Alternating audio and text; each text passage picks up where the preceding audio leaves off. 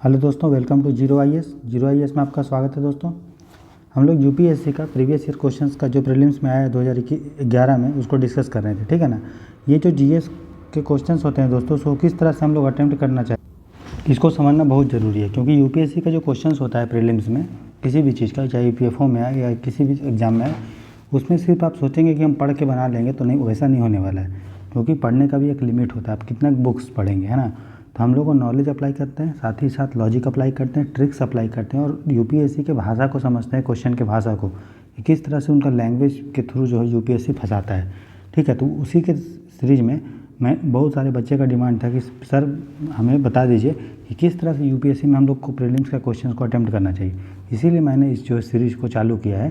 ठीक है। अभी तक हम लोग 10 क्वेश्चन प्रैक्टिस कर चुके हैं। आज हम लोग 20 से 25 क्वेश्चन प्रैक्टिस करेंगे 2011 के प्रीलिम्स का, जिसमें मेरा मकसद सिर्फ क्वेश्चन का आंसर बताना नहीं है, बल्कि ये भी बताना है कि किस तरह से क्वेश्चंस को आप अप्रोच करेंगे, किस तरह से आप उसको जो है समझेंगे, डिकोड करेंगे, है ना। तो इस लेक्चर को प्रेजेंट कर रहा हूँ मैं। दोस्तों, मेरा नाम राहुल बर्नवाल है। मैं ईपीएफओ में एक सिलेक्टेड ऑफिसर हूँ। साथ ही साथ मैंने यूपीएससी का मेंस 2020 में, यूपीपीसीएस का मेंस 2021 में दिया है। दोस्तों, इसका पीडीएफ ऑलरेडी आपको टेलीग्राम चैनल पे प्रोवाइड कर दिया गया है, हिंदी और इंग्लिश में।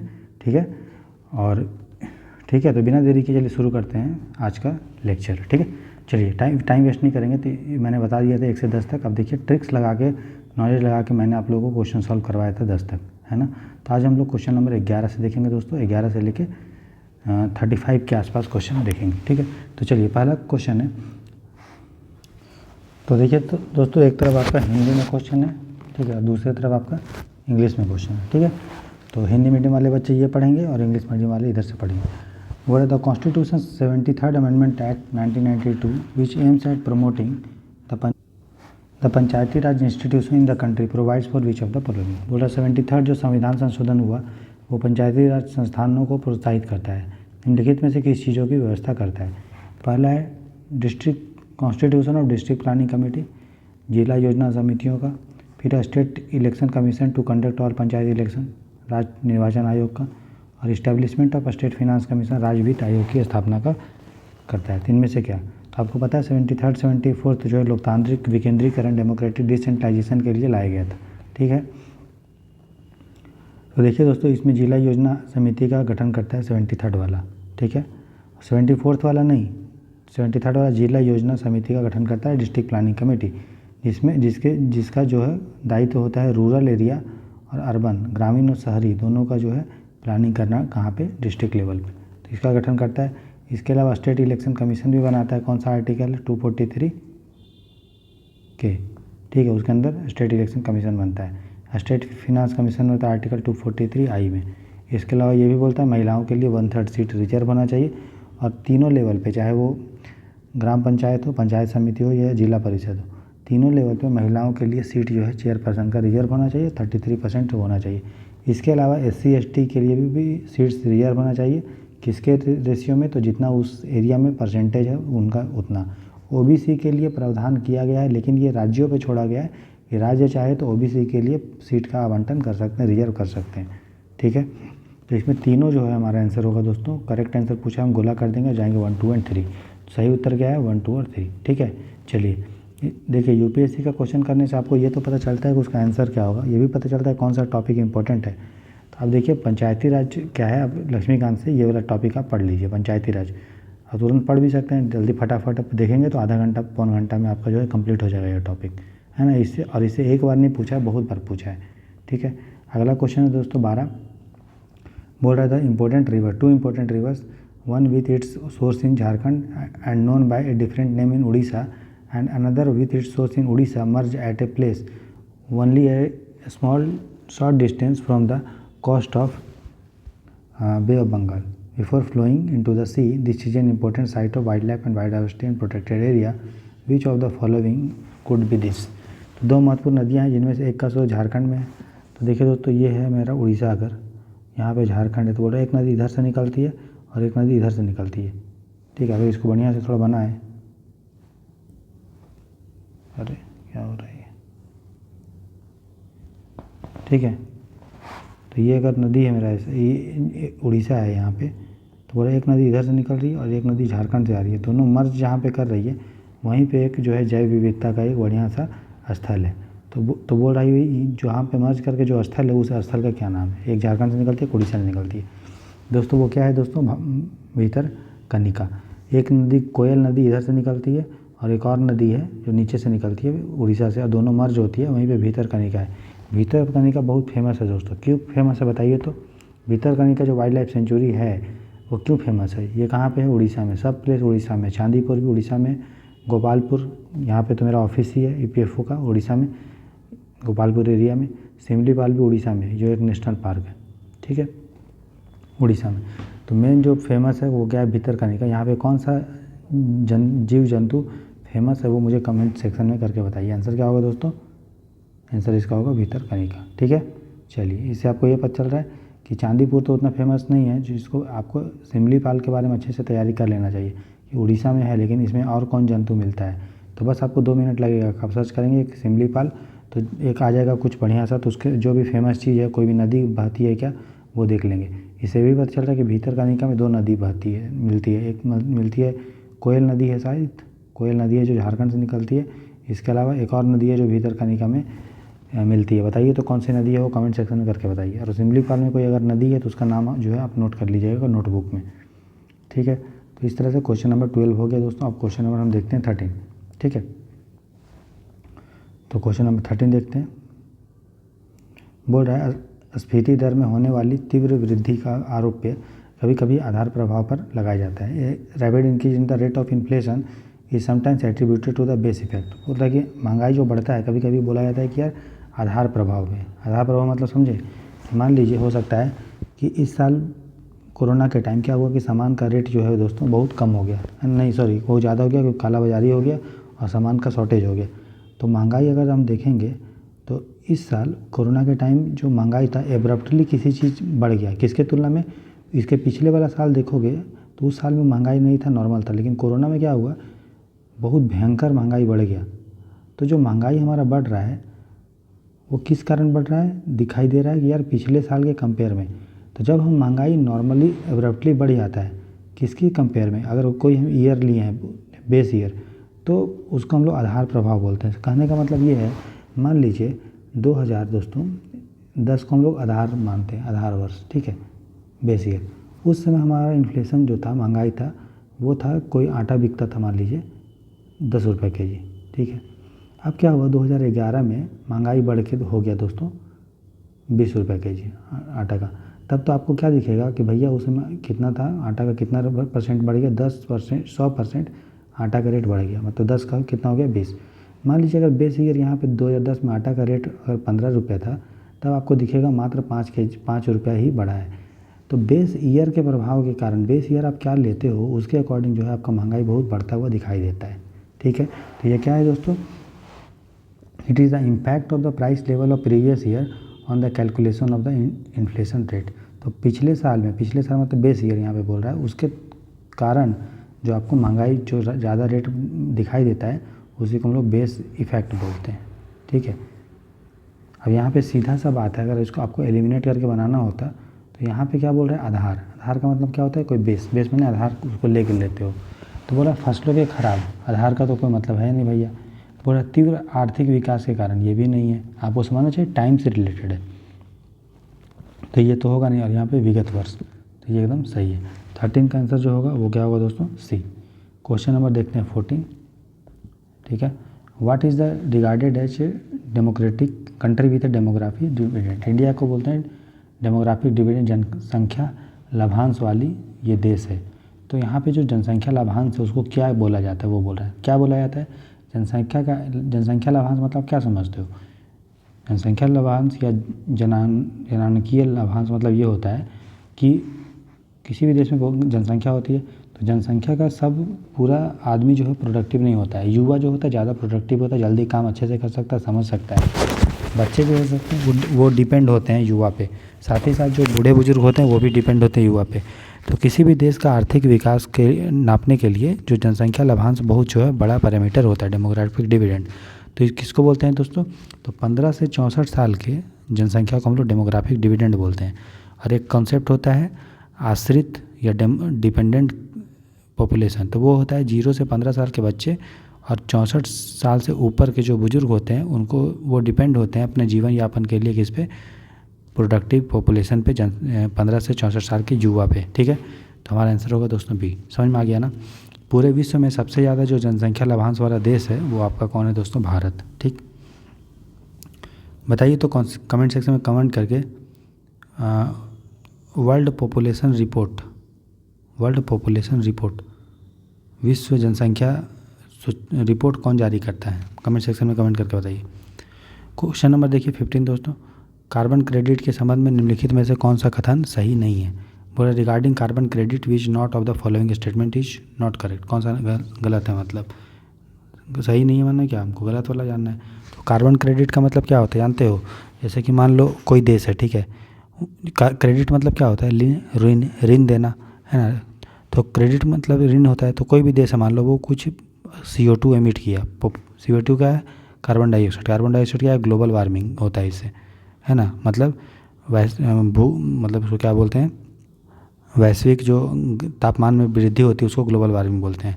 तो CO2 बहुत ज़्यादा ग्लोबल वार्मिंग करता है।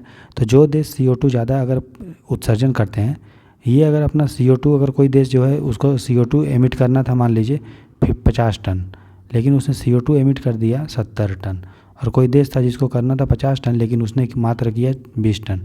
तो ये वाला देश जो है जो 50 टन एमिट किया वो ये बोल सकता है कि भैया बाकी का जो 30 टन है वो हम आपको बेच रहे हैं, तो इससे भी इसका 50 टन हो जाएगा, और इसका भी अगर 20 टन ही बेच देगा तो इसका भी 50 टन हो जाएगा। तो दोनों जो है टारगेट को कंप्लीट कर लेगा। तो ये देश क्यों 30 टन का जिम्मेदारी लेगा, क्यों, क्योंकि इसको बदले में क्या मिलेगा दोस्तों, पैसा। ठीक है, और पैसा कैसे मिलता है, तो वो डिसाइड होता है कि उस समय कार्बन क्रेडिट का डिमांड और सप्लाई क्या चल रहा है। तो मांग और आपूर्ति के हिसाब से कार्बन क्रेडिट का वैल्यू क्या होगा उसके अनुसार डिसाइड होता है। ठीक है, और इसको जो हम लोग बेचते हैं वो बेचते हैं कि 1 टन CO2 का कितना रेट है। ठीक है, और इसको क्योटो प्रोटोकॉल जो था हमारा, United nation framework convention on climate change, United nation का जो अंतर्राष्ट्रीय जो जलवायु परिवर्तन पे कन्वेंशन था 1992 में, उसके तहत क्योटो प्रोटोकॉल साइन हुआ था जो 2005 के आसपास लागू हुआ था दोस्तों। ठीक है, समझ में आया। तो अब देखिए the carbon credit was ratified in the conjunction with the Kyoto protocol, एकदम सही बात है, जो ग्लोबल वार्मिंग से रिलेटेड है। ठीक है, अगला देखते हैं carbon credits are awarded to countries और groups that have reduced green house gas emission below their emission quota, सही बात है, इसको दे दिया गया और इसको बदले में क्या ये इसको दे दिया और बदले में इसको क्या मिला, पैसा। तो एकदम सही है, ये भी हमारा सही है दोस्तों। तो इसको भी हमको नहीं पहचाना, हमको देखना है कौन सा गलत है। ठीक है, उसके बाद देखते हैं नेक्स्ट वाला क्या है ना। तो देखिए नेक्स्ट वाला स्टेटमेंट बोल रहा है कार्बन क्रेडिट का लक्ष्य कार्बन डाइऑक्साइड उत्सर्जन में हो रही वृद्धि पर अंकुश लगाना है। इसको आप एलिमिनेट करके बना सकते हो कि देखिए भैया ये सब पूरा बात ही कर रहा है क्योटो प्रोटोकॉल का, ग्रीन हाउस गैस का, तो उसी चीज़ से तो रिलेटेड होगा, मतलब ये भी हमारा सही है। ऐसा ज़रूरी नहीं कि आप सब चीज़ UPSC में सब स्टेटमेंट के बारे में जानो। आप देखोगे यार पहले वाला स्टेटमेंट से भी आपको क्लू मिल जाएगा, अच्छा ये इससे रिलेटेड ये है, ये नहीं कि कुछ चीज़ आ गया अरे नहीं पता है नहीं बनाएंगे, नहीं, आप चारों ऑप्शन पढ़िए, क्या पता कि ऑप्शन में ही आंसर छिपा हो, है ना। Carbon credit are traded at a price, देखिए UPSC आपको सिविल सर्वेंट बना रहा है। अब सिविल सर्वेंट का क्या है कि उसको सब चीज़ अवेलेबल संसाधन नहीं, अगर मान लीजिए कोई आप DM बनते हो तो क्या आपको पूरा सब संसाधन अवेलेबल होगा क्या, नहीं, फिर भी आपको सरकार वो प्रशासन तो चलाना है, तो कैसे चलाओगे, आप देखोगे पूरा रिसोर्स का अच्छा से आवंटन करोगे, कहाँ कमी है, कहाँ से हमको इकट्ठा करना है, कहाँ क्या करना है। तो उसी तरह है कि आपको सब चीज़ नहीं पता होगा, आपको कुछ चीज़ पता होगा, उसी कुछ चीज़ में आपको जो है उत्तर निकाल के सिलेक्शन लेना है, सिंपल है। तो वही चीज़ आपको UPSC क्वेश्चन के थ्रू बनाने की कोशिश कर रहा है कि आप में वो क्वालिटी है कि नहीं, नहीं है तो मेरे साथ डिस्कस कीजिए और फिर आप जो है पढ़ते रहिए, आपका हो जाएगा वो बिल्ड। ठीक है ना।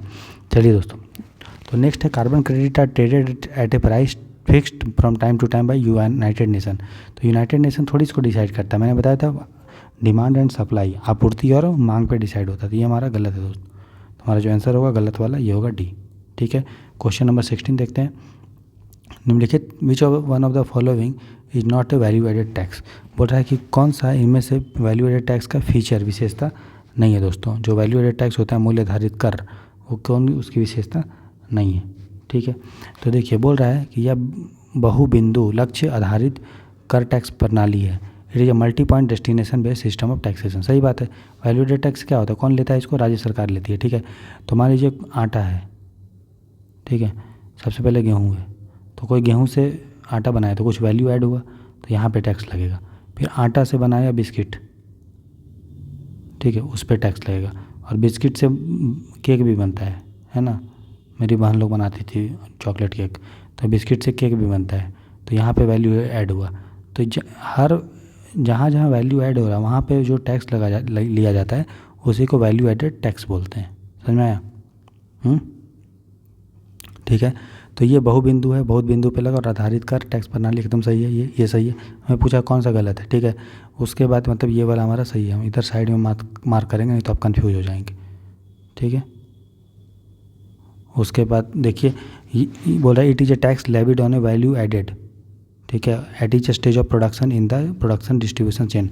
अब इसी क्वेश्चन को वो घुमा दिया आपको, है ना, बोल दिया इसमें देखिए मल्टी पॉइंट है। अरे भैया मल्टी पॉइंट होगा तो हर स्टेज पर लेंगे तभी तो मल्टी पॉइंट होगा ना, तो ये भी सही है। ये स्टेटमेंट इसी से लिंक, ऐसे ही करता है यूपीएससी। दो चीज़ लिंक होता है और आप लोग सोचते हो कि यार इतना सारा ऑप्शन कैसे एलिमिनेट करेंगे। अरे भैया ये और ये सेम जैसा नहीं है, तो सेम है तो सेम ही ना, दोनों सही होगा। तो ये बोला it is a tax on the final consumption of goods और सर्विस और must be ultimately be born by the consumer. बोल रहा है कंज्यूमर के द्वारा जो है उसको वहन करना पड़ता है, और ये बोल रहा है फाइनल कंजम्पशन पे लगता है। तो भैया ये डेस्टिनेशन मतलब क्या होता है, लक्ष्य माने फाइनल किसको बेचा जा रहा है, कंज्यूमर को। तो ये और ये फिर लिंक हो गया, मतलब ये भी सही है, बात समझ आ रहा है। उसके बाद ये देखिए it is basically subject of central government and the state government are only a facilitator for it successful implementation. यह मूलभूत रूप से केंद्र सरकार का विषय है। नहीं दोस्तों, ये किसका विषय है, राज्य सरकार का। तो यूपीएससी ऐसे ही करता है, केंद्र सरकार की जगह राज्य सरकार दे देगा, पार्लियामेंट की जगह स्टेट लेजिस्लेचर दे देगा, पार्लियामेंट की जगह जुडिशरी दे देगा, प्रेसिडेंट की जगह गवर्नर दे देगा, वैसे ही गोल मोल करके देते रहता है। आप इस सब चीज़ को समझने की कोशिश कीजिए। अब ये सब आपका जनरल स्टेटमेंट है ना, तो जनरल स्टेटमेंट यूपीएससी में कभी गलत नहीं होता है। यहाँ पे आ गया फैक्चुअल सेंट्रल गवर्नमेंट, तो आप समझ जाओ कि यार सेंट्रल गवर्नमेंट स्टेट गवर्नमेंट, अब क्या ये सेंट्रल गवर्नमेंट का है, अगर है तो सही मारिए, नहीं तो आप इसको काटिए ना। तो यही तो आपको पूछा था कौन गलत है, तो मेरा डी होगा, ठीक है। क्वेश्चन नंबर 17 देखते हैं। A closed economy is an economy in which. बंद अर्थव्यवस्था क्या होता है, कोई चीज़ बंद कब होता है, जब ना तो इससे कुछ आएगा ना तो जाएगा, उसी को ना बंद बोलते हैं, है ना। जैसे आप मिल्टन का बॉटल ख़रीदते हो, गर्म पानी डाल देते हो तो गर्म रहता है ना, कम से कम जब तक इसका टाइम है तब तक, ना तो इससे बाहर जाता है गर्मी ना और गर्म हो जाता है, नॉर्मल रहता है। तो ऐसा अर्थव्यवस्था ना तो जिससे एक्सपोर्ट हो ना इम्पोर्ट हो, उसी को बोलते हैं। सिंपल सा फंडा है। अगर आपको बंद का मतलब पता है क्लोज्ड का, तो क्लोज मैंने क्या कि कुछ ना उससे कुछ चीज़ बाहर जा रहा है बिकने के लिए, ना अंदर आ रहा है, ठीक है। क्वेश्चन नंबर देखते हैं दोस्तों 18।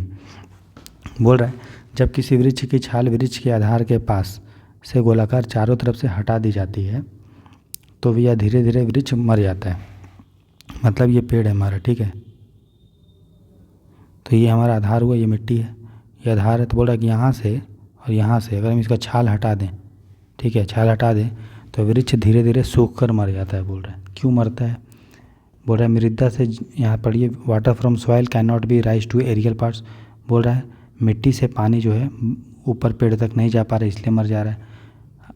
फिर roots are starved of energy, roots में जो है भोजन मतलब एनर्जी ख़त्म हो जाती है, इसलिए मर जाता है।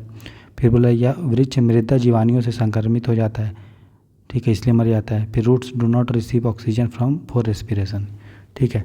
अब देखिए दोस्तों, अगर आप यहाँ से छाल हटा दिए तो इसका मतलब क्या हुआ कि आपका ये वाला लेयर हट गया, ऊपर वाला। आपको पता है कि प्लांट में दो जो है टिश्यू होता है, एक होता है जाइलम, जाइलम का स्पेलिंग क्या था, ऐसे ही था क्या, जाइलम एंड फ्लोएम, ठीक है, जाइलम एंड फ्लोएम। तो जाइलम जो होता है दोस्तों वो पानी को ट्रांसपोर्ट करता है, ठीक है, जड़ से लेके यहाँ तक। और फ्लोएम जो होता है वो किसको करता है, फूड को, ठीक है दोस्तों। कोई चीज़ अगर भूखे मर जा रहा है, सूख के मर जा रहा है, इसका मतलब पानी से मरता है कि खाने से मरता है। कोई भी आदमी, अब इसको पेड़ है भैया, तो पेड़ को तो पानी तो कहीं से जड़ से तो मिल ही रहा है ना, जड़ से मिल रहा है। लेकिन जो भी खाना बनता है, खाना कहाँ बनता है, पौधे में, पत्ते में। तो पत्ते में जो खाना बनता है उसको पूरा भेजा जाता है अलग अलग पार्ट में, जड़ में भी। तो कौन भेजता है दोस्तों, फ्लोएम। तो जब आप यहाँ पे जो छाल को हटा दोगे और छाल में ही फ्लोएम होता है, तब खाना तो मिलेगा नहीं, खाना नहीं मिला तो एनर्जी नहीं मिला, एनर्जी नहीं मिला तो वृक्ष सूख कर क्या हो गया, मर गया। ठीक है, क्या कीड़े लगने से मरता है? नहीं, कीड़ा तो यार, कीड़ा तो कहीं भी लग सकता है, कोई ज़रूरी थोड़ी छाल हटाओगे तभी लगेगा। और ऑक्सीजन नहीं मिलता है, ऑक्सीजन इसको मिलता है, ऑक्सीजन जड़ को चाहिए क्या? नहीं, ऑक्सीजन से क्या होता है, प्लांट में जो पत्ता होता है वो ऑक्सीजन लेके जो है अपना रेस्पिरेशन करता है और सांस लेता है। पत्ता स्टोमेटा आपने सुना होगा, ठीक है, तो उस पर होता है। उसके बाद ये भी नहीं होगा। फिर हमारा बोल रहा है कि पानी राइज नहीं कर पाएगा। भैया पानी राइज करने के लिए जो है जाइलम चाहिए, और जाइलम जो होता है वो अंदर में होता है। मतलब अगर मेरा पेड़ है ना, तो पेड़ के जो अंदर वाला टिश्यू होता है उसमें जाइलम होता है, ठीक है, और जो बाहर बाहर वाला होता है उसको फ्लोएम। तो जब आप काटे हो दोस्तों तो फ्लोएम ख़त्म हो गया, फ्लोएम ख़त्म हो गया तो जो फूड है, प्लांट पत्ता बनाया, फूड बनाया और धीरे धीरे आया तो यहाँ तक तो आ गया, यहाँ तक, लेकिन यहाँ पे तो आपका छाल आप निकाल दिए ना, तो छाल निकाल दिए तो फ्लोएम ख़त्म हो गया, फ्लोएम ख़त्म हो गया तो फूड नहीं मिला, फूड नहीं मिला तो जड़ सूख के क्या हो गया, मर गया। ठीक है, तो 18 का आंसर क्या होगा दोस्तों, बी। समझ गए। और जो जाइलम एंड फ्लोएम है उसको कॉम्प्लेक्स टिश्यू बोलते हैं, कॉम्प्लेक्स टिश्यू। ठीक है, जैसे सेल होता है, सेल, सेल के बाद क्या बनता है, टिश्यू, तो सेल को शायद हिंदी में कोशिका बोलते हैं ना, और टिश्यू को क्या बोलते हैं, ऊतक। तो जो जाइलम एंड फ्लोएम है वो है कॉम्प्लेक्स टिश्यू, कॉम्प्लेक्स ऊतक है। ठीक है, अब क्वेश्चन, इसलिए इसका 18 का आंसर होगा बी। क्वेश्चन नंबर 19 देखते हैं दोस्तों। तो इस तरह से क्वेश्चन जो है दोस्तों सॉल्व किया जाता है, समझ में आया। क्वेश्चन नंबर 19 देखिए, बोल रहा है न्यू स्टार्ट पॉलिसी या न्यू स्टार्ट ट्रीटी समाचारों में थी, यह संधि क्या है। तो new start treaty was in news, what is this treaty. तो बोल रहा है it is a bilateral strategic nuclear arms reduction treaty between the USA and United Russian federation. देखिए, जब भी इस टाइप का कुछ कैपिटल में लिखा हो ना, इसका मतलब आप समझना कि ये फुल फॉर्म, ये जो है किसी का शॉर्ट फॉर्म में लिखा गया है। मतलब इसको अगर एक्सपेंड करोगे तो आपको एक नया सा वर्ड मिलेगा, वही उसका आंसर होगा। तो यहाँ पे देखिए क्या क्या चीज़ है। सबसे पहले तो स्ट्रैटेजिक, स्ट्रैटेजिक का अगर एस लेंगे, ठीक है, आर्म्स का अगर ए लेंगे, रिडक्शन का अगर आर लेंगे और ट्रीटी का टी लेंगे, तो मेरा स्टार्ट बन जाएगा ना, स्टार्ट टाइप का कुछ। एस, स्ट्रैटेजिक का एस टी ले लो, एस टी, उसका आर्म्स का ए ले लो, रिडक्शन का आर ले लो, ठीक है, और ट्रीटी का टी ले लो। तो कहीं स्टार्ट टाइप का बन गया कि नहीं, बन गया ना। तो हमारा आंसर क्या होना चाहिए, ए। बाकी को भी हम लोग देख लेते हैं। ये बोल रहा है कि multi lateral energy security corporation treaty. तो अगर इसका हम ई लेंगे, इसका एस लेंगे, सी लेंगे, टी लेंगे, तो क्या बनेगा, ई एस सी टी। है क्या वो, नहीं है ना। उसके बाद इसलिए वो नहीं होगा। फिर बोला treaty between the Russian federation and energy European union for the energy security corporation. इसका क्या होगा, एनर्जी ई ले लो, इसका एस और ओ, E S O. E S O है क्या क्वेश्चन में, नहीं, क्या है, स्टार्ट। उसका नेक्स्ट देखते हैं मल्टी लेटरल कॉपरेशन ट्रीटी। तो क्या होगा, M C T, M C T कहीं है क्या, नहीं है। तो क्या होगा आंसर दोस्तों, ए। बात समझ में आया ना। इस तरह से समझेंगे आप। यूपीएससी आपको कंफ्यूज करता है जानबूझ के। यहाँ पे जानते हैं अगर और कॉम्प्लेक्स करने का रहता तो स्टार्ट को लिख देता ना, इट इज़ द न्यू, मतलब एक नया स्टार्ट है जो क्लाइमेट चेंज को कर रहा है। तो आप सोचेंगे यार स्टार्ट हो रहा है तो स्टार्ट कुछ हो रहा है, नहीं। स्टार्ट को आप जब भी कैपिटल में कुछ चीज़ लिखा हो तो उसको आप जो है डिकोड करो कि उसका फुल फॉर्म क्या हो सकता है। तो ऑप्शन में ही उसका आंसर छिपा है, समझे। और धीरे धीरे प्रैक्टिस करके आपको सोचने, जिस तरह मैं सोच रहा हूँ ना, आप भी सोचने लगे। कोई भारी बात नहीं है, मैं निकाल सकता हूँ तो आप नहीं निकाल सकते क्या, सब कोई निकाल सकता है। अगला देखते हैं दोस्तों, question number 20। 3 of the following criteria have contributed to the recognition of Western Ghat Sri Lanka and Indo Burma region as hot spot of biodiversity. बोला निम्नलिखित में से 3 मानकों के आधार पर पश्चिमी घाट श्रीलंका इंडो बर्मा क्षेत्रों को जैव विविधता के प्रखर स्थलों हॉट स्पॉट्स के रूप में मान्यता प्राप्त हुई है। ठीक है, तो बोल रहा है कौन सा 3 चीज़ इसमें शामिल किया गया है, कौन सा। तो टोटल 6 चीज़ दिया गया है, तो बोले 3 चीज़ को हम लोग चुनना है जिसके आधार पे हम लोग जो है बता सकते हैं कि उसको हॉट स्पॉट क्यों बनाया गया। बोल रहा है species richness, vegetation density, endemism, ethnobotanical importance, threat perception, adaptation of flora and fauna to warm and humid condition. ठीक है दोस्तों, सबसे पहले देखिए बोल रहा है वार्म एंड ह्यूमिड। हमें आप बताइए कि जो इंडो बर्मा है, इंडो बर्मा मतलब इंडिया और बर्मा, ठीक है, क्या वो वार्म और ह्यूमिड है क्या, वहाँ गर्मी रहता है क्या इंडो बर्मा। ये जो हॉट स्पॉट हम लोग पहचानते हैं दोस्तों, वो उसमें नॉर्मन मेयर्स ने कॉन्सेप्ट दिया था। उसने ये बोला था अगर कहीं भी स्पीसीज रहते हैं, कितना 1500 स्पीसीज के आसपास, ठीक है, रहते हैं जो उसी में रहते हैं और कहीं नहीं मिलते हैं। इसके अलावा 75% स्पीसीज अगर डेंजर में है, ठीक है, तब हम लोग इसको मानते हैं। मतलब इंडेमिज्म इसका एक एग्जाम्पल है, वो क्राइटेरिया है कि 75% स्पीसीज जो है दोस्तों उसी का रहना चाहिए, 75% डिस्टर्ब हो जाना चाहिए, मतलब उसमें थ्रेट होना चाहिए उनका, ठीक है। और ये बाकी ये है कि स्पीसीज का रिचनेस रहना चाहिए, डिफरेंट डिफरेंट टाइप के स्पीसीज रहना चाहिए दोस्तों, है ना। तो इसका जो आंसर होगा वो हो जाएगा 1, 2 एंड 5, 1, 2 एंड 5, ठीक है। अच्छा 1 2 5 कोई नहीं है तो अब देखो, तो देखो 3 और 5 तो होगा, ठीक है, 3 और 5 होगा क्योंकि जैसे इंडेमिज्म होना चाहिए और थ्रेट होना चाहिए, तो 3 और 5 एक ही ऑप्शन में बचा है 1 3 5, ठीक है। तो 1 3 5, ठीक है, तो मतलब 1 होगा, हाँ तो दिया तो है, ठीक तो है, तो 1 3 5 है ना, 1 3 5 है ना, तो सी होगा इसका आंसर दोस्तों, ठीक है। ठीक है, तो इसका आंसर क्या होगा 1 3 एंड 5, ठीक है। क्वेश्चन नंबर देखते हैं दोस्तों 21, ठीक है, 21 देखते हैं।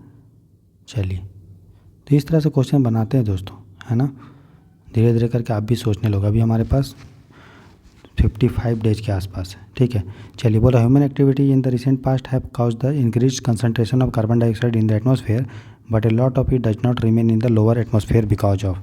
बोल रहा है हाल ही में जो मानव गतिविधियों के कारण वायुमंडल में कार्बन डाइऑक्साइड की मात्रा जो है बढ़ गई, किंतु उनमें से बहुत सी वायुमंडल के निचले भाग में नहीं रहती है। जैसे हमारा ये अगर पृथ्वी है दोस्तों, तो उसके चारों ओर क्या है, वायुमंडल है ना।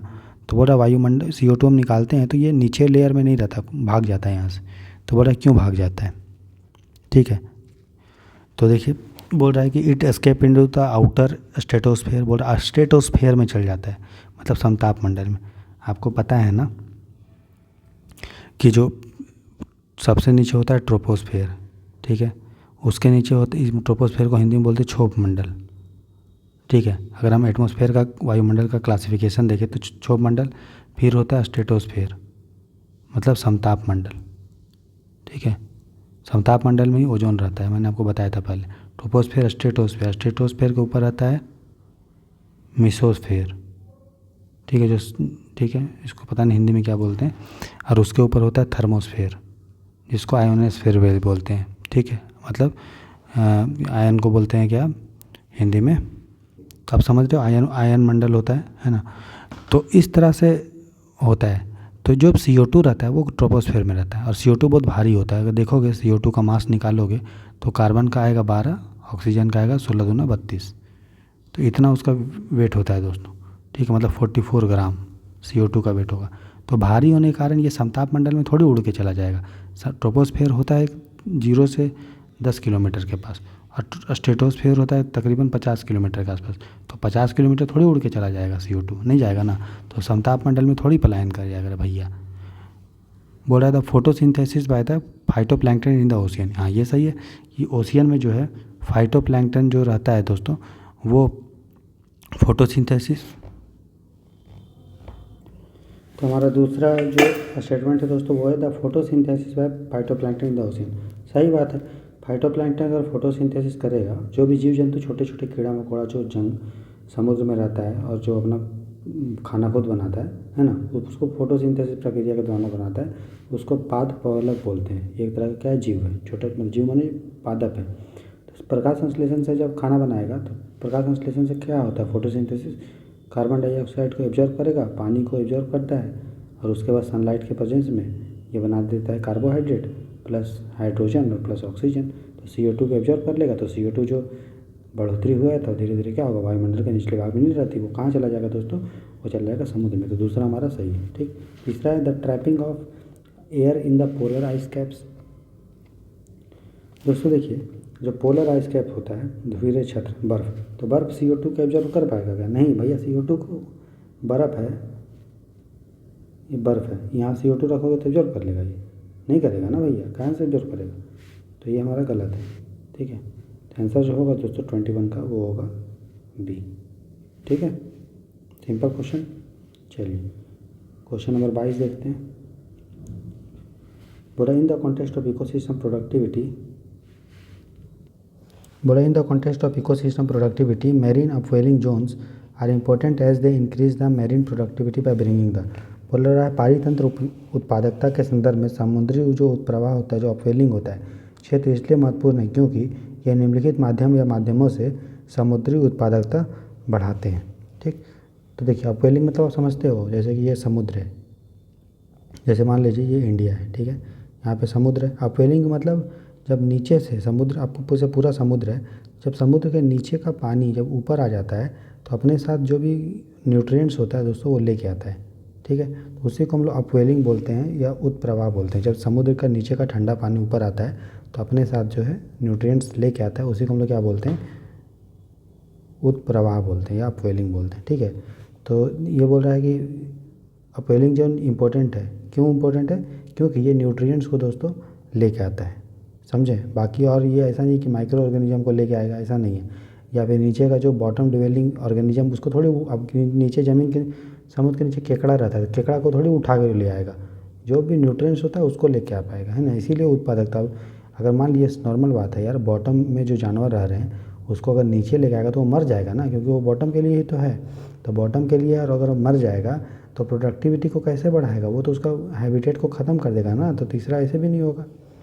अब बोला सूक्ष्म जीव को ले आएगा, तो भैया सूक्ष्म जीव को बाकी जहाँ पे ये सूक्ष्म जीव पहले थे तो फिर वहाँ डिकम्पोजिशन नहीं होगा ना। अगर मैं आपको जिस एरिया से हो उठा के वहाँ से दूसरी जगह फेंक दूँगा, बोलूँगा कि वहाँ का प्रोडक्टिव बढ़ जाएगा, तो अच्छा बात है नहीं है ना। जहाँ से आप गए तो वहाँ तो ख़राब हो गया ना, तो ये भी नहीं होगा। तो क्या होगा, न्यूट्रिएंट्स को ले आता है। ठीक है, तो आंसर होगा 2। समझ में आया, इसलिए इम्पोर्टेंट है। क्वेश्चन नंबर 23 देखते हैं अब।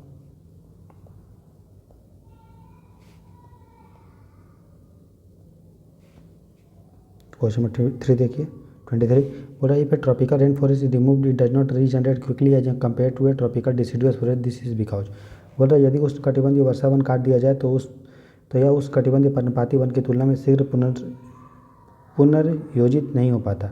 मतलब एक बार अगर वर्षा वन को काट दो तो तुरंत ये जो है रीजनरेट नहीं हो पाता। क्यों नहीं हो पाता, क्योंकि रीजनरेशन के लिए क्या चाहिए, मिट्टी को चाहिए। तो मिट्टी, इसका क्या होता है कि वर्षा वन में बारिश खूब होती है, खूब बारिश होती है रेन फॉरेस्ट में, तो जो ऊपर का मिट्टी का लेयर होता है दोस्तों वो बह के हट जाता है। और आपको पता है कि ऊपर का जो मिट्टी का लेयर होता है वही बहुत फर्टाइल होता है, और वही हट जाएगा तो जो भी प्लांट होगा तो उसका ग्रोथ क्या होगा, धीरे धीरे होगा। समझ में आया। तो बोला soil of rain forest is deficient in nutrients, एकदम यही सही है। बोल रहा अगला देख लेते हैं, क्या लिखा है, propagules of trees in a rain forest have poor viability. बोल रहा वर्षा वन में वृक्षों की प्रवर्धियों की जीवन क्षमता दुर्बल होती है। नहीं दोस्तों, उसका जीवन जो होता है बहुत ज़्यादा होता है। फिर दूसरा ये नहीं होगा। फिर रेन फॉरेस्ट स्पीसीज या स्लो ग्रोइंग, नहीं, बहुत जल्दी जल्दी ग्रो करते हैं। ऐसा होता है कि एक बार अगर ग्रो करके धंधना के ग्रो करेगा, 60 मीटर 90 मीटर हाइट का होता है, लेकिन ग्रो ही करने में जो है शुरू में स्टार्ट होने में ही उनको बीज से पौधा बनने में ही और पेड़ बनने में ही टाइम लगता है। अगर एक बार ग्रो हो गया तो जल्दी जल्दी होगा, लेकिन शुरू में स्टार्ट तो हो, उसको मिट्टी तो मिले उपजाऊ, तो मिट्टी है ही नहीं, तो धीमी गति नहीं होता है। फिर है कि विदेशी जातियाँ आक्रमण कर देती है। कहा है दोस्तों, बोला फर्टाइल सॉइल होगा तो भाई अपने अपने ग्रो होगा ना। एक्जोटिक स्पीसीज कहाँ से आएगा, वर्षा वन में तो सब जो है नेटिव स्पीसीज है जो वहीं पे मिलते हैं। ये भी नहीं होगा, क्या होगा कि सॉइल जो है दोस्तों वो ख़राब होता है। क्वेश्चन नंबर 24 देखते हैं, the Himalayan range is very rich in species diversity, which one among the following is the most appropriate reason for this phenomena. और हिमालय पर्वत प्रदेश जाति विविधता की दृष्टि से अत्यंत समृद्ध है, हिमालय वाला। ठीक है, बोला कौन सा इसके कारण है कि वो सबसे अच्छा है। हिमालय का जो एरिया है उसमें स्पीसीज लोगों का अलग अलग तरह के जीव जंतु मिलते हैं। क्यों मिलते हैं, इसलिए मिलते हैं, अगर हम देखेंगे दोस्तों हिमालय,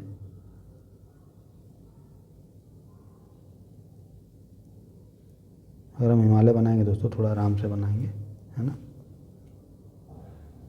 मेरा इंडिया है, ये मेरा जम्मू कश्मीर हो गया, ये मेरा म्यांमार हो गया। हिमालय दोस्तों कहाँ है, यहाँ से यहाँ हिमालय। तो क्यों हिमालय में जो है स्पीसीज ज़्यादा मिलता है, हिमालय में स्पीसीज दोस्तों ज़्यादा इसलिए मिलता है क्योंकि आप देखोगे कि जैसे जैसे हिमालय में जाओगे ऊपर तो हाइट अलग होगा तो उसका ठंडा होगा, तो ठंडा प्रदेश में अलग जीव जंतु मिलेगा, पौधा मिलेगा। उसके जैसे जैसे नीचे आओगे थोड़ी सी टेम्परेचर जो है और बढ़ेगी, गर्मी होगा तो वहाँ पे अलग मिलेगा, उसके नीचे अलग मिलेगा।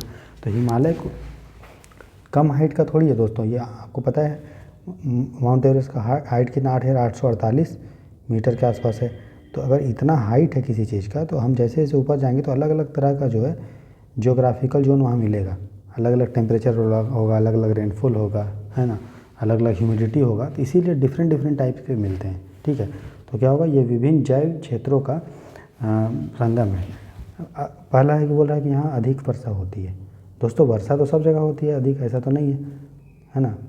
अब वर्षा देखिए हिमालय में भैया स्नोफॉल होता है, रेनफॉल नहीं होता है। हिमालय में ज़्यादा क्या होता है, स्नोफॉल, रेनफॉल थोड़ी होता है। जम्मू कश्मीर में सुने कि वर्षा हुआ है, वर्षा नहीं होता है, स्नोफॉल होता है। उसके बाद बोल रहा है कि बाकी देखते हैं, बोल रहा है exotic and invasive species have not been introduced. बोल रहा है विदेश जो है विदेशज और अतिक्रामक जातियाँ प्रवेश नहीं कराई गई है। तो कहाँ हम लोग क्या प्रवेश कहीं कराते हैं क्या, ऐसा नहीं है। और स्पीसीज हो गई अलग अलग तरह का सजाने वाला पौधा वौधा वहाँ मिलता है, तो ये भी नहीं होगा। फिर बोल रहा है कि यह मनुष्यों का कम हस्तक्षेप, ऐसा नहीं है भाई। वहाँ पे कितना टूरिस्ट लोग आते हैं, घूमने फिरने लोग आते हैं, जनसंख्या भी ठीक है। वैसे अगर देखोगे तो भाई तो अरुणाचल प्रदेश में ज़्यादा होना चाहिए, या फिर देखोगे तो राजस्थान में डेजर्ट में ज़्यादा होना चाहिए, क्योंकि वहाँ ना तो बाहर से कोई स्पीसीज आया है, ना ही कोई आदमी रहता है। लेकिन ऐसा है क्या, नहीं है। क्यों हिमालय में ज़्यादा है, क्योंकि वहाँ पे अलग अलग बायोजियोग्राफिकल जोन, टेम्परेचर, प्रेसिपिटेशन है, रेनफॉल है अलग अलग तरह का, इसीलिए वहाँ पे अलग अलग डिफरेंट टाइप ऑफ स्पीसीज मिलते हैं दोस्त। ठीक है, तो आंसर होगा जो 24 का होगा आपका बी। 25 देखते हैं क्वेश्चन नंबर। ठीक है, और ये हमारा आज का जो है लास्ट क्वेश्चन है। बोल रहा भारत के संदर्भ में निम्नलिखित केंद्रीय आज हम लोग और भी 2 क्वेश्चन देखेंगे।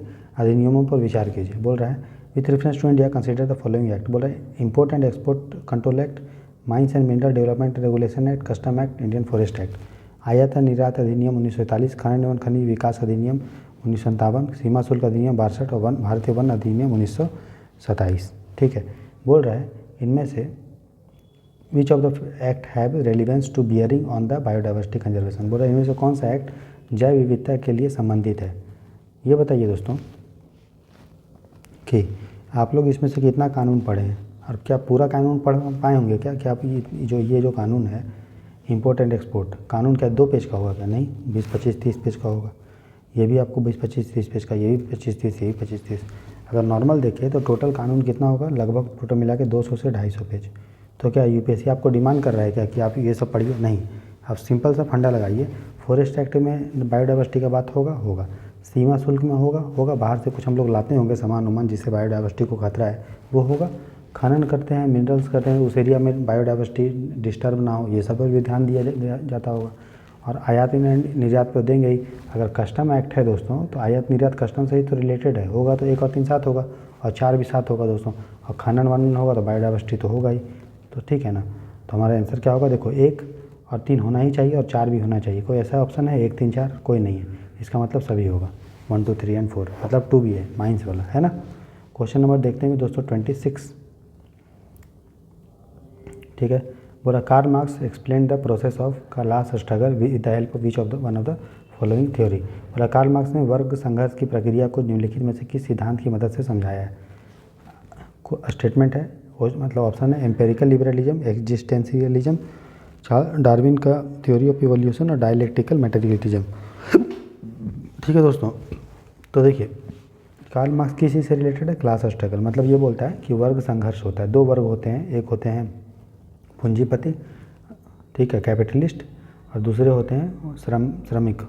तो दोनों का हित अलग होता है, तो दोनों लोग जो है लड़ाई वड़ाई करते हैं, दोनों साथ साथ नहीं रह सकते, ये कार्ल मार्क्स बोला था। ठीक है, तो इसका क्या होगा, बाकी देखें तो डार्विन का थ्योरी से क्या मतलब है यार कार्ल मार्क्स का। डार्विन का थ्योरी क्या बोलता है कि प्लांट और एनिमल का स्पीसीज का इवोल्यूशन बताता है, किस तरह से हम लोग जो है उदय हुआ, छोटा जंतु थे फिर धीरे धीरे आदमी हुआ, ऐसे वैसे उदय हुआ। क्या मतलब है इसका। एग्जिस्टेंशियलिज्म क्या बोलता है कि यार एग्जिस्ट करता है कोई भी चीज़, है ना, तो इसमें भी कुछ नहीं है। एग्जिस्टेंशियलिज्म का अगर देखें को मतलब अस्तित्ववाद, तो यार विकासवाद और अस्तित्ववाद सेम ही तो है, और क्या है। कोई चीज़ अगर विकास हो रहा है, डार्विन क्या बोला था कि भैया बोल रहा था सर्वाइवल ऑफ द फिटेस्ट, जो सबसे ज़्यादा सर्वाइव कर पाएगा वही जिंदा रह पाएगा। जैसे गिरगिट क्यों कलर अपना चेंज कर देता है अलग अलग चीज़ में, क्योंकि अगर नहीं करेगा भैया तो दूसरा को उसको मार देगा, समझ गए। इसीलिए जो है बहुत सारा देखिए ऊँट है, तो ऊँट का क्यों जैसे कि पैर जो है इतना मजबूत होता है, नहीं होगा तो धंस जाएगा, है ना। उससे हाथी का सूंड क्यों लंबा होता है, तो खाएगा कैसे, पानी कैसे पिएगा, बात समझ में आए। तो ये चीज़ है। तो फिर एग्जिस्टेंशियलिज्म जो है ये नहीं होगा, एग्जिस्ट करने के लिए वो अनुभाविक उदारवाद ऐसा कुछ होता ही नहीं दोस्तों। कार्ल मार्क्स भैया उदारवाद का बात बोलेगा, ये तो एकदम हिंसा वाला बात बोलता था, रिवॉल्यूशन का, क्रांति का, ये नहीं होगा। क्या बोला था? द्वंदात्मक भौतिकवाद। द्वंद्व होता है दोस्तों, द्वंद्व मतलब होता है डिफरेंस, और वही तो बोल रहा है क्लास स्ट्रगल, द्वंद्व की तो है। तो अगर आप एलिमिनेट भी करोगे तो 26 का डी होगा दोस्तों, ठीक है। आज का लास्ट क्वेश्चन देखते हैं। बोला क्वेश्चन नंबर 27 है, a layer in the earth atmosphere called ionosphere facilitate radio communication bye. मैंने आपको बता दिया आयन मंडल जो होता है वो कहाँ पे होता है, बता दिया। सबसे पहले क्षोभ मंडल होता है, ट्रोपोस्फेयर, क्षोभ मंडल, ठीक है। फिर होता है स्ट्रेटोस्फेयर, समताप मंडल, फिर होता है थर्मोस्फेयर, ठीक है, जो हीट वाला मंडल होता है। फिर होता है आयोनोस्फेयर, जिसको हम लोग बोलते हैं आयन मंडल। तो बोल रहे हैं आयन मंडल जो होता है उसमें रेडियो संचार को क्यों जो है सुसाध्य बनाता है, क्यों, है ना। तो बोल रहे द प्रेजेंस ऑफ ओजोन। दोस्तों ओजोन यहाँ पे रहता है क्या समताप मंडल में, बताइए। ओजोन कहाँ रहता है? स्ट्रेटोस्फेयर में रहता है, आयन फेयर में नहीं रहता है। और ओजोन का कोई काम नहीं है रेडियो संचार में, ये हमारा गलत होगा। फिर radio waves have a very long wavelength. नहीं दोस्तों, रेडियो वेव्स का वेवलेंथ बहुत छोटा होता है। छोटा होता है इसीलिए ये टकरा के निकल जाता है, पृथ्वी का जो लाइट होता है ये टकरा के निकल जाता है। तो रेडियो वेव्स का जो वेवलेंथ होता है, एक मिनट रुकिएगा। तो रेडियो वेव्स का जो वेवलेंथ होता है दोस्तों वो शॉर्ट नहीं होता है, सॉरी वो लॉन्ग नहीं होता है, क्या होता है? शॉर्ट। शॉर्ट होता है तो उसका एनर्जी बहुत ज़्यादा होता है, इसीलिए वो क्रॉस कर जाता है अलग अलग लेयर में, ठीक है। तो अब बोलता है कि आयन मंडल कहलाता है रेडियो संचार, क्यों? क्योंकि जो भी रेडियो वेव जाता है दोस्तों उसको टकरा के वापस भेज देता है, इसीलिए कहलाता है। इसलिए नहीं कहलाता है कि यार ओजोन होता है, इसलिए नहीं कहलाता है कि रेडियो वेव्स का वेवलेंथ बहुत ज़्यादा होता है। बात समझ में आया? रेडियो वेव्स का मतलब कि कोई भी जैसे कि उपकरण है वो रेडियो वेव्स जनरेट करता है, तो उसको ये टकरा के वापस पृथ्वी में भेज देता है, इसलिए वो कम्युनिकेशन का काम करता है, ठीक है। तो ना तो एक सही है ना तो दो सही है, ठीक है। तो इस तरह से दोस्तों, सॉरी इसका आंसर होगा डी। इसी तरह से हम लोग जो है लॉजिक के आधार पे और ज्ञान के आधार पे जो है नॉलेज के आधार पे क्वेश्चन को सॉल्व किए, है ना। जो भी प्रीलिम्स का कि मैंने बताया है उसमें जो भी आपको इन्फॉर्मेशन एक्स्ट्रा मिल रहा है उसको आप कहीं नोट कर लीजिए कि किस तरह से क्वेश्चन को सॉल्व कर देंगे। और यही वाला कॉन्सेप्ट, यही सब कॉन्सेप्ट जो है बार बार आपको रिपीट किया जाएगा, ठीक है।